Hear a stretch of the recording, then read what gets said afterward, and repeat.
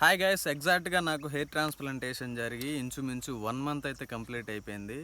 ఆ, నేనైతే చాలా హ్యాపీగా ఉన్నా. ఎలాంటి పెయిన్ కానీ, ఎలాంటి హెడేక్ కానీ, ఎలాంటి ఇచ్చింగ్ కానీ ఇలాంటివి ఏమీ లేవు అనమాట. ప్రశాంతంగా ఉంది. ఒకసారి నా హెడ్ చూడండి. ఇంత ఇదంతా షేడింగ్ స్టేజ్ అనమాట. ఆల్మోస్ట్ నాకైతే చాలా నిండుగా గ్రాఫ్ట్స్ అనేవి ఇంప్లాంట్ చేశారు. ఆల్మోస్ట్ షేడింగ్ అయిపోయింది. అంటే గ్రాఫ్ట్స్ ఇంప్లాంట్ చేసిన గ్రాఫ్ట్స్ అన్నీ రాలిపోయాయి అనమాట. ఇంచుమించు 3 మంత్స్ అయితే ఇలా గ్రాఫ్ట్స్ అనేవి రాలిపోతూ ఉంటాయి.